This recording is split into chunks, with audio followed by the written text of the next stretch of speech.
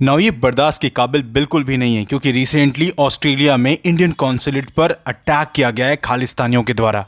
ना ये पूरा मामला मेलबर्न का है और देखो ये पहली बार नहीं है, इससे पहले भी खालिस्तानी एलिमेंट्स ने कई बार इंडियन डायस्पोरा पर अटैक करने की कोशिश की है। और देखो इस तरह की चीजें कंटिन्यूअसली बढ़ रही हैं। पहले कनाडा, उसके बाद यूके में हमने देखा और अब ये ऑस्ट्रेलिया में भी अब हमें दिख रहा है। और देखो इससे पहले भी हमने देखा था कि मेलबर्न में इस्कन टेम्पल पर अटैक हुआ था 2023 में। और इस पूरे मामले पर भारत की प्रतिक्रिया साफ दिखाई दी है। भारत ने बहुत कड़े शब्दों में निंदा किया है और इसके साथ हमारे एक्सटर्नल मिनिस्टर एस जयशंकर साहब ने ऑस्ट्रेलियन अथॉरिटीज को कहा है कि जल्द से जल्द इन एंटी सोशल एलिमेंट्स के अगेंस्ट आप एक्शन लीजिए एंड इवन इंडियंस पर अटैक ना हो ऑस्ट्रेलिया में। और देखो एक कॉमन ट्रेंड आपको दिखेगा कि जितने भी खालिस्तानी एलिमेंट्स या मूवमेंट्स आपको दिखते हैं प्रेजेंटली, ये 5 आइज कंट्रीज में दिखते हैं। मतलब ऑस्ट्रेलिया, कनाडा, न्यूजीलैंड में उतना ज्यादा नहीं है, यूनाइटेड स्टेट्स में भी कम है और यूनाइटेड किंगडम। ये 5 देश ऐसे हैं जहां पर नॉर्मली आपको ज्यादा हलचल दिखता है खालिस्तानियों का।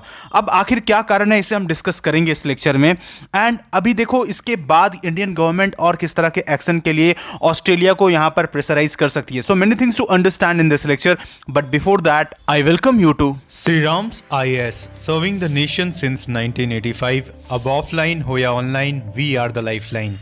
Now in this map you can see 5 countries. So these are 5 eyes countries जिसको मैंने इनिशियली आपको बताया कि खालिस्तानी एलिमेंट्स बहुत ज़्यादा प्रेजेंट है इन कंट्रीज़ में।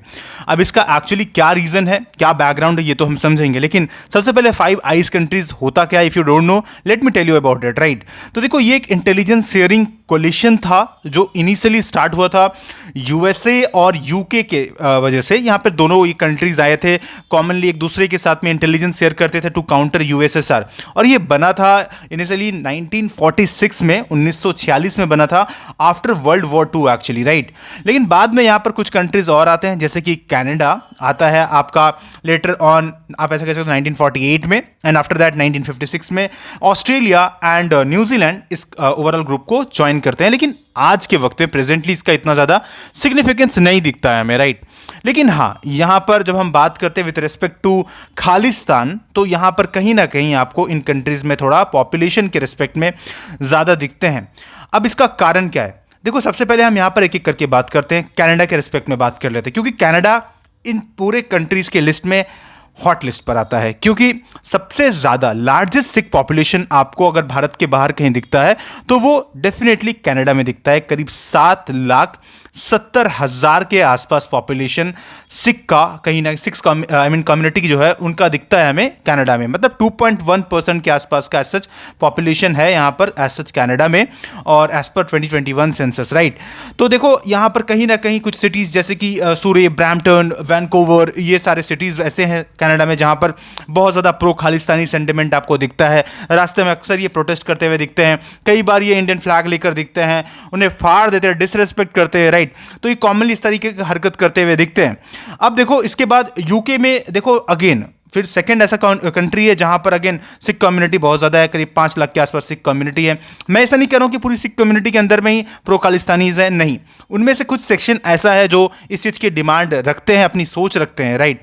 नाउ अब क्योंकि इंडिया में तो इनकी बात बन नहीं पाती है, इंडिया में अगर ये आएंगे तो ये भारी फंसेंगे। और इसके अलावा यहाँ पर क्योंकि इंडिया खालिस्तानीज को एज अ टेररिस्ट डील करता है तो डेफिनेटली यहाँ पर तो आपको नहीं दिखेंगे। लेकिन ये बाकी जो कंट्रीज हैं, इन कंट्रीज एक्चुअली क्या होता है ना कि ये मिसयूज़ करते हैं। देखो फ्रीडम ऑफ स्पीच, एक्सप्रेशन, ये सब का बहुत ज़्यादा यहाँ पर मिसयूज़ किया जाता है इन कंट्रीज़ में, और ये प्रोटेस्ट करते हैं। इसीलिए इवन यूनाइटेड स्टेट्स में उतना ज़्यादा नहीं है, ऑस्ट्रेलिया में अभी रिसेंट टाइम में बहुत ज़्यादा हमें इस तरह की एक्टिविटीज़ इन कंट्रीज़ में दिख रही हैं। So now let's understand the historical context here कि आखिर इन 5 कंट्रीज़ में क्यों इतना पॉपुलेशन दिखता है ज़्यादा। तो देखो ये तो हमने डिस्कस किया कि पॉपुलेशन है, तो हुआ क्या कि देखो जो खालिस्तानी मूवमेंट है ये ट्रैक्शन गेन करता है अब्रॉड में।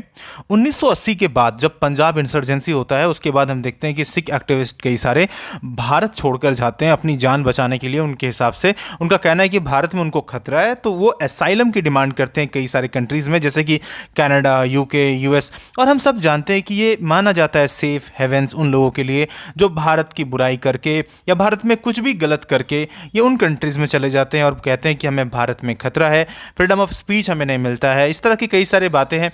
तो ईजिली अवेलेबल हो जाता है इनके लिए एक्चुअली जो असाइलम का कंसेप्ट दिखता है हमें वहाँ पर।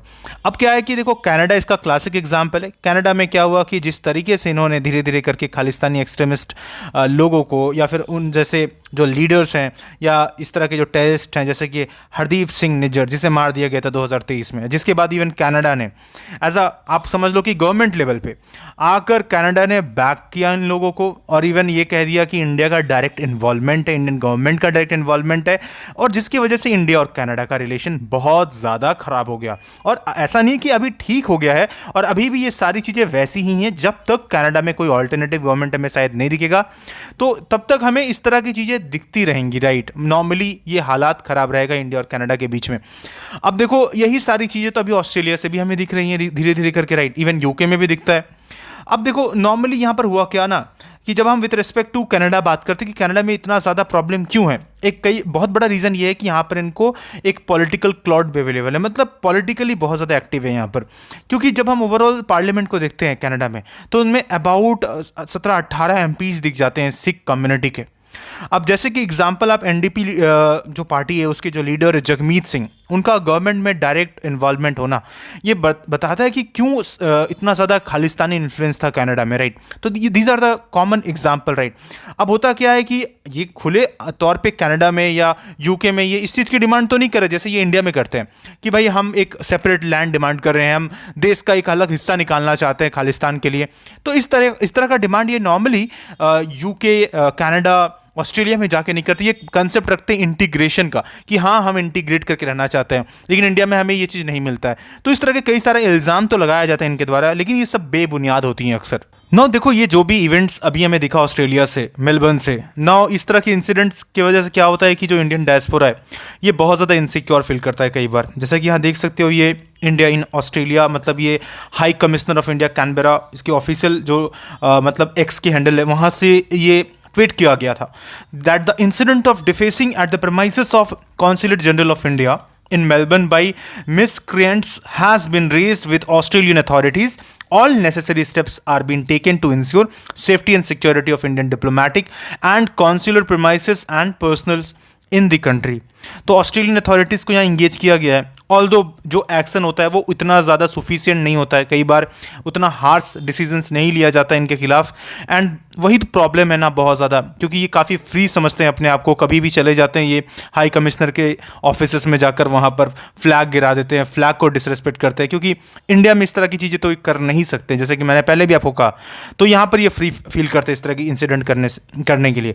तो डेफिनेटली इंडिया को यहाँ पर आवाज़ उठाना चाहिए ज़्यादा से ज़्यादा करके, कैसे भी करके। देखो ये प्रेशर क्रिएट करने का टाइम है, क्योंकि अगर इस चीज़ को हम ढील देते हैं तो इस तरह के इंसिडेंट बढ़ते जाएंगे, राइट। जितनी भी कंट्रीज यहाँ पर बढ़ेंगे। पिछले बार भी हमने देखा था कि जयशंकर साहब के कॉन्वॉय के जैसे ही वो जा रहे थे, राइट, तो आफ्टर दैट वो गाड़ी के सामने जो इंसिडेंट हुआ था, एक तरीके से अटैक ही करने का कोशिश किया था इन लोगों ने। तो ये कंसर्न है, राइट, बहुत बड़ा कंसर्न है। तो होपफुली ये सारी चीज़ें एड्रेस होंगी धीरे धीरे करके। एंड आई होप आपको समझ में आया होगा कि ये इंसिडेंट क्या हुआ। एंड इसी तरह के और भी डिटेल्ड लेक्चर के लिए और इससे जो भी अपडेट्स आएगा will definitely provide with updated lecture actually. And सारे अपडेट्स के लिए do subscribe to Sriram IAS channel. And at last may God bless you all.